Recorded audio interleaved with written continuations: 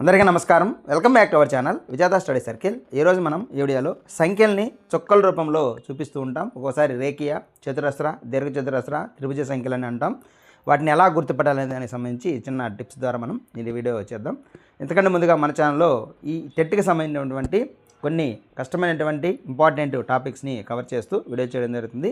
అలాంటి వీడియోస్ కావాలనుకుంటే in service ఉపాధ్యాయులు కానీ, అలాగే టెట్ ప్రిపేర్ అయ్యే వాళ్ళు కానీ, అలాగే కాంపిటేటివ్ ఎగ్జామ్స్ ప్రిపేర్ అయ్యే వాళ్ళు కానీ ఈ గణితానికి సంబంధించి మనం ఛానల్లో వీడియో చేయడం జరుగుతుంది. వాటి కోసం మన ఛానల్ని సబ్స్క్రైబ్ చేసుకొని ఫాలో అవ్వండి. మీకు తెలిసిన వారికి తెలియచేయండి. పూర్ణాంకాలను చుక్కల రూపంలో 4 రూపాయలు మనం అమర్చవచ్చు. అవి వచ్చేసి రేఖీయ, చతురస్ర, దీర్ఘచతురస్ర, త్రిభుజం. ఈ విధంగా 4 రకాలుగా చేయొచ్చు. అయితే ఉదాహరణకి రేఖీయ అంటే 2 అంటే 2 చుక్కలు, 3 అంటే 3, ఒక లైన్లో చుక్కలు పెట్టడం, దీన్ని రేఖీయ అంటాం. అయితే ఈ రేఖీయ సంఖ్యల్లో అతి చిన్నది 2.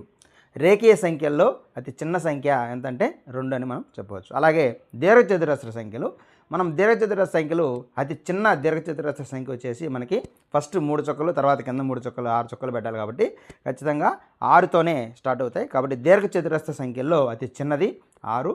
తర్వాత మనకి 2 చుక్కలు పెంచుకుంటూ పోతే వస్తుంటాయి. ఇప్పుడు మనకు 6 ఉన్నాయి.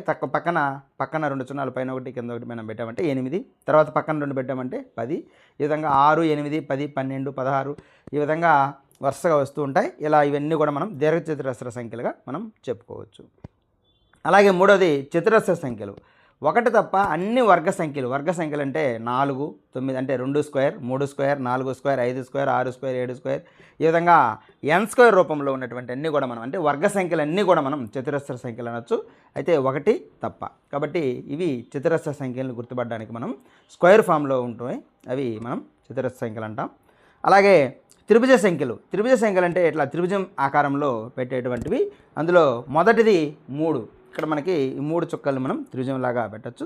తర్వాత 6, తర్వాత 10, 15, 21, 28, 36, 45, 55, 66, 78 ఈ విధంగా మనం చెప్పుకుంటూ పోతే చాలా ఉంటాయి.